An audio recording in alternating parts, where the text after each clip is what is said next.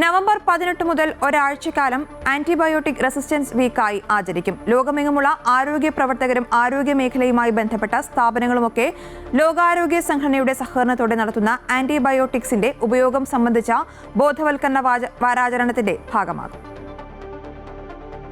ഡോക്ടർമാർ ഉൾപ്പെടെ ആരോഗ്യ മേഖലയുമായി ബന്ധപ്പെട്ട് നിൽക്കുന്ന എല്ലാവരും ആന്റിബയോട്ടിക് മരുന്നുകളുടെ ഉപയോഗത്തിൽ അതീവ ശ്രദ്ധ കൊടുക്കണമെന്നാണ് ആരോഗ്യ മേഖലയുമായി ബന്ധപ്പെട്ട വിദഗ്ധർ പറയുന്നത്. ആന്റിബയോട്ടിക് മരുന്നുകളുടെ ദുരുപയോഗം മൂലം പ്രതിവർഷം 12 ലക്ഷത്തിലേറെ ആളുകൾ മരണപ്പെടുന്നു എന്നാണ് കണക്ക്. 50 ലക്ഷത്തിലേറെ ആളുകൾ രോഗബാധിതരായി മാറുകയും ചെയ്യുന്നു. പൊതുജന ആരോഗ്യ വിദഗ്ധനും വിവിധ രാജ്യങ്ങളിലെ ആരോഗ്യ മേഖലയിൽ പ്രവർത്തന പരിചയവുമുള്ള ഡോക്ടർ SS ലാൽ ഇത് സംബന്ധിച്ച് സംസാരിക്കുന്നു. ഈ ആന്റിബയോട്ടിക്കുകൾ എന്ന് പറഞ്ഞാൽ ഈ ബാക്ടീരിയ മൂലം ഉണ്ടാകുന്ന അണുബാധകളെ ചികിത്സിക്കാനുള്ള മരുന്നുകളാണ്. 100 വർഷത്തിന് താഴെയായിട്ടുള്ള പെൻസിലിൻ പോലും കണ്ടുപിടിച്ചിട്ട്. പക്ഷേ ലക്ഷക്കണക്കിന് ആളുകളെയാണ് ഓരോ വർഷവും രക്ഷപ്പെടുത്തിക്കൊണ്ടിരിക്കുന്നത് ആൻറ്റിബയോട്ടിക് മരുന്നുകളിലോട്ട്.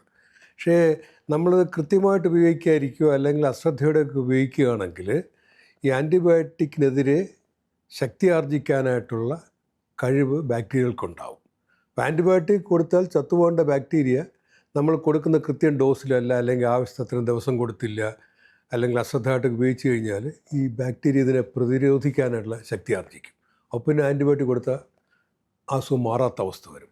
നവംബർ 18 മുതൽ 24 വരെ ഒരാഴ്ചക്കാലമാണ് ആന്റിബയോട്ടിക് റെസിസ്റ്റൻസ് വീക്ക് അഥവാ world antimicrobial resistance awareness വീക്കായി ആചരിക്കുന്നത്. Act now, protect our present, secure our future എന്ന പ്രമേയത്തിലാണ് ഈ വർഷത്തെ ആന്റിബയോട്ടിക് റെസിസ്റ്റൻസ് വീക്ക്. ജെറിൻ ജേക്കബിനൊപ്പം ശ്രീരാജ് കൈമൾ, അമൃത ന്യൂസ്, ദുബായ്.